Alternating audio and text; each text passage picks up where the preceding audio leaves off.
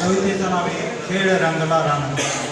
पण हळत कस फुल डोलत कस पाखरू घरात पहा गोड गात कस गोड गात कस.